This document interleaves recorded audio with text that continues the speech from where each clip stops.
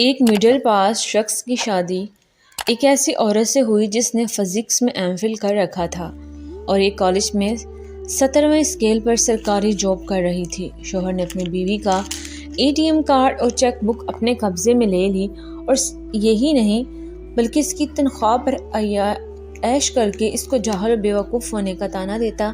بچپن ہی سے اپنے باپ کو اپنی ماں کا مذاق اڑاتے ہوئے دیکھتے آئے تھے اور جب وہ جوان ہوئے تو ان کے نزدیک ان کا باپ عقل مند گھر کا نظام چلانے والا شخص تھا، جبکہ ماں کو جاہل بیوقوف سمجھتے تھے۔ خاتون کی گورنمنٹ سروس کے جب 25 سال مکمل ہوئے تب اس نے اپنے شوہر کو اس کی اوقات دکھانے کا فیصلہ کیا اور گھر سے اچانک غائب ہو گئی۔ خاتون کے بچے تو اپنی ماں کے لیے پریشان ہوئے، لیکن شوہر نے اپنی بیوی کو تلاش کرنے کی زحمت تک نہ کی۔ اگلے ماہ کی پہلی تاریخ کو جب وہ بینک میں تنخواہ لینے گیا تب میری طرف سے چھوڑ دے نوکری، لیکن مجھے گھر پر آتے فوراً کھانا ملنا چاہیے۔ مڈل پاس رشید، جو نزدیکی شہر میں ایک پراپرٹی ڈیلر کے دفتر میں ملازمت کرتا تھا، آج جلدی گھر آ گیا تو اپنی بیوی نزت کو پر برس رہا تھا۔ کہنے لگا، تمہاری نوکری نے ہمیں عذاب میں مبتلا کیا ہوا ہے، نہ وقت پر کھانا ملتا ہے نہ وقت پر چائے پی سکتے ہیں، میں کیا کروں؟ اسکول میں آج نئی ہیڈ مسٹر نے روک لیا تھا، وہ یونیورسٹی میں مجھ سے ایک جماعت آگے تھی اور آج ہی تو دیر ہوئی ہے۔ نزاہت نے صفائی پیش کرنے کی کوشش کی، جو ایم فل پاس تھی اور نزدیکی گاؤں کے گورنمنٹ اسکول میں سائنس کے مضامین پڑھاتی تھی۔ 4 جماعت پڑھ کر مجھ پر رعب جمانے کی کوشش کرتی ہے؟ خبردار، جو میری آگے زبان چلائی، نہ عقل نہ شکل نہ صورت اور اکڑ دیکھو، زیادہ بک بک کی تو گھر سے نکال دوں گا۔ رشید گھر آیا اور ساتھ ہی نزاہت کے منہ پر 2-3 تھپڑ جڑ دیے۔ رشید اور نزاہت کی شادی کو 24 سال ہو چکے تھے۔ رشید شکل و صورت کا اچھا اور چرب زبان شخص تھا۔ جو لوگ نزاہت کے دور پار کے رشتے دار تھے، نزاہت کی ملازمت جب اس کے نزدیکی گاؤں میں ہوئی تو اس کا آنا جانا ان کے گھر ہو گیا، کہہ لیں کہ گھر والوں اور اس کی خود کی پسند سے رشتہ ہو گیا۔ بھائیوں نے کبھی پلٹ کر خبر نہ لی اور اسی ہی طرح زندگی گزر رہی تھی۔ رشید ایک چالاک شخص تھا، کم تعلیم یافتہ ہونے کے باوجود اس نے نزاہت کو باور کرا دیا کہ وہ کم عقل اور پڑھی لکھی کے باوجود پہننے اوڑھنے کا سلیقہ نہیں ہے، اکثر بشرط اس پر ہاتھ بھی اٹھا دیتا۔ نزاہت کی چیک بک اور ATM کارڈ بھی اس نے اپنے پاس ہی رکھا ہوا تھا، تنخواہ بھی خود نکلواتا، یہاں تک کہ اس کو کپڑے جوتے بھی خود ہی اسی کے پیسوں سے لے کر دیتا اور اس پر رعب جماتا تھا۔ تجھے عقل موت ہے نہیں؟ اور بیچاری اسی میں خوش رہتی کہ میرا شوہر میرا کتنا خیال رکھتا ہے۔ اس کی 2 بیٹیاں اور ایک بیٹا نزدیکی شہر کی یونیورسٹی اور کالج میں پڑھتے تھے۔ وہ بھی اپنے باپ کو حق پر سمجھتے تھے کیونکہ پیسہ ان کو باپ کے ہاتھ سے ملتا۔ وہ کہتا تھا، تمہاری ماں کی تنخواہ سے کچھ نہیں بنتا، یہ تو میں کماتا ہوں اور تم لوگ عیاشیاں کر رہے ہو۔ وہ بھی اپنے باپ کو دنیا کا عقل مند ترین انسان سمجھتے تھے اور جھگڑے کی صورت میں ماں ہی کو سمجھتے تھے کہ تو غلط ہے۔ نزاہت کیسی ہو؟ کیا حلیہ بنائے رکھتی ہو؟ ماشاءاللہ سے اچھی خاصی ملازمت اور تنخواہ ہے تمہاری، اللہ تعالیٰ نے پیسہ دیا ہے تو اپنے اوپر بھی لگاؤ۔ خوش لباس اور چرچیلے بدن کے مالک ہیڈ مسٹریٹ نیلوفر نے نزاہت کو اپنے دفتر میں بلا کر لمبا سا لیکچر ایک سانس میں دے دیا۔ تمہارے منہ پر نشان کیسا؟ نیلوفر کی نگاہ نزاہت کے کان کے پاس پڑی تو وہ بے اختیار چونک اٹھی۔ وہ جی کیا وہ جی؟ وہ جی لگا رکھی ہے، غضب خدا کا، 21ویں صدی شروع ہو چکی ہے اور تم خاوند سے مار کھا رہی ہو۔ مجھے بتاؤ یہ سب، نیلوفر ڈپٹ کر بولی۔ نزاہت کو سالوں بعد کسی نے پوچھا تو وہ بلک اٹھی اور ساری کتھا سنا ڈالی۔ نزاہت، تم بھی اور گھر والوں میں کام کرنے والیوں ملازموں میں چندہ برا فرق بھی نہیں ہے، وہ بھی کمانے کے باوجود اپنے نکھٹو شوہروں سے تشدد کا نشانہ بنتی ہیں، بس فرق یہ ہے کہ وہ ان پڑھ ہو کر اور تم تعلیم یافتہ ہو کر ظلم سہتی ہو۔ آخر کب تک ظلم کی اس چکی میں پستی رہو گی؟ تمہاری تعلیم کا کیا فائدہ جب اپنے حق کے لیے بول نہ پاؤ؟ عمر کے اس حصے میں بھی تم اپنے جاہل شوہر سے مار کھا رہی ہو، وہ بھی اپنے بچوں کے سامنے جو کہ جوانی میں قدم رکھ چکے ہیں۔ مجھے خوف ہے تمہارا حشر بھی میری پڑوسن عالیہ کا سا نہ ہو جائے۔ اس کا شوہر صبح شام اسے بہت مارتا تھا، لیکن وہ بجائے اپنے والدین کو بتائے چپ چاپ اس کا ظلم سہتی تھی۔ جب بھی عالیہ کے ہاں جاتی یا پھر وہ میرے گھر کسی کام کے سلسلے میں آتی تو میں اس سے جان بوجھ کر پوچھتی، عالیہ تمہارا شوہر کیسا ہے؟ تو وہ اس کی بہت تعریفیں کرتی، میرا شوہر لاکھوں میں ایک ہے۔ मेरा बहुत ख्याल रखता है, किसी चीज़ की कमी नहीं आने देता। मैं तो बहुत खुश किस्मत हूँ, मुझे ऐसा शौहर मिला है। मुझे इस पर दिल ही दिल में बहुत अफसोस होता। इसका शौहर अपनी बारी बारी जूतों से उसे मारता था, जिसकी आवाज़ हमारे घर में आती थी, लेकिन इसके बावजूद वो अपने शौहर के गुण गा रही थी। जब मुझसे बर्दाश्त ना हुआ तो मैंने एक दिन आलिया से यही कह दिया कि अगर खामोश रहोगी तो ये जुल्म बढ़ता ही जाएगा। मेरी इस बात पर वह नाराज़ होगी और कहा, आइंदा तुम्हारे घर में कदम नहीं रखूंगी। और जब मैं भी इसके घर मिलने जाती तो इसका मूड ऑफ होता और दिल ही दिल में यही चाहती कि आइंदा मैं इसके घर पे ना आऊं।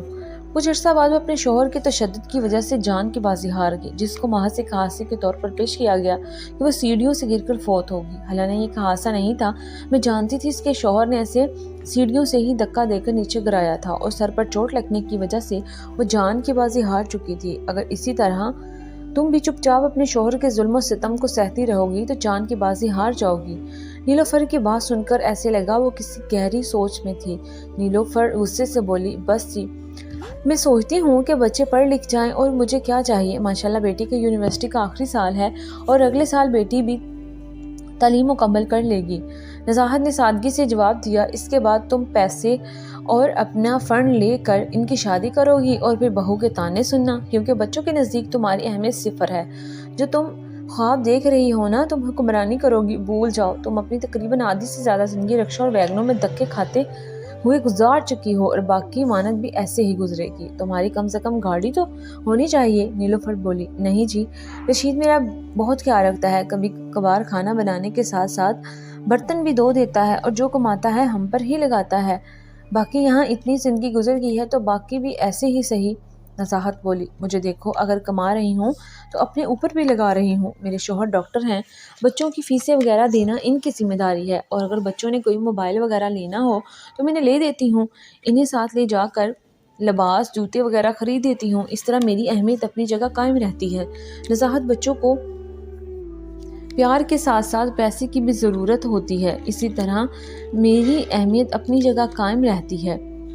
और इधर तुम्हारा खामद ही पैसे निकलवा कर इन पर खर्च करता है और अपनी अहमियत बनाकर बैठा हुआ है, और बच्चे भी इसकी तरफदारी ही करते हैं। आंखें खोलो नज़ाहत, दुनिया मरीख पर पहुंच गई है और तुम 50 साल पीछे जी रही हो।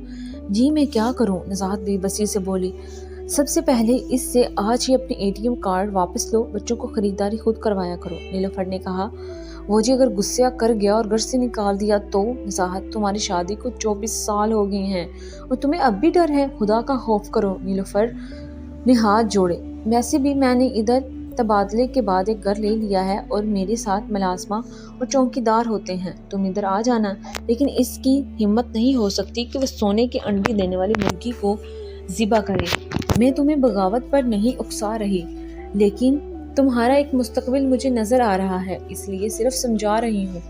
नीलोफर इसका हाथ पकड़े बोली, रशीद मुझे ATM कार्ड दे दीजिए, मैंने कल हेड मिस्ट्रेस के साथ खरीदारी करने जाना है। खाना खाते ही नज़ाहत बोली, क्या कहा? रशीद के हाथ से नवाला गिर गया, तुझे खरीदारी करनी आती है? क्या खरीदेगी? रंग बिरंगी चूड़ियाँ, जगमग करते कपड़े।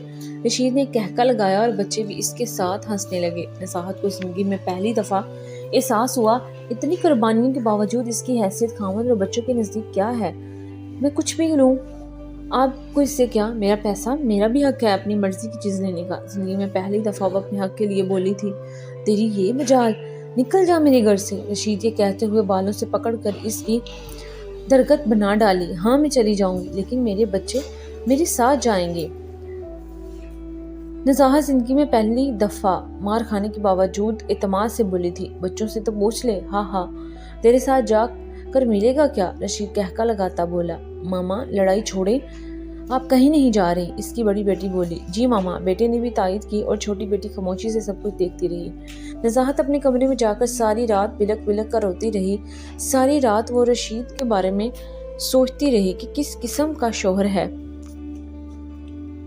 जो अल्फाज के तीर चलाता जाता है और ये नहीं सोचता कि इसके ये अल्फाज मुझे कितनी तकलीफ़ दे सकते हैं। और दिल ही दिल में अपने वालिदैन को भी कोस रही थी कि इन्होंने किस शख्स से मेरी शादी तय कर दी। असली मर्द तो वो होता है जो औरत को इज़्ज़त की निगाह से देखता है, इसकी इज़्ज़त करता है। ये कौन सी मर्दानगी है कि औरत पर हाथ उठा के उसे अपने पाँवों की जूती समझो। मैं तो इसकी मोहताज भी नहीं हूँ।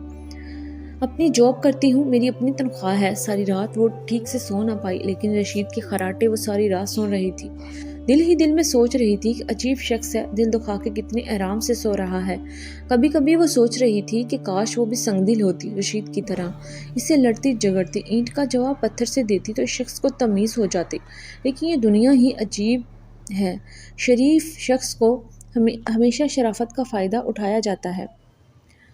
نیند اس کی آنکھوں سے غائب ہو چکی تھی۔ فجر کی اذان ہوئی تو اس نے وضو کیا، نماز ادا کی۔ نماز پڑھنے کے بعد اللہ تعالیٰ کے حضور دعا کی، اے میری پروردگار، عمر کے حصے میں اپنا گھر توڑنا نہیں چاہتی۔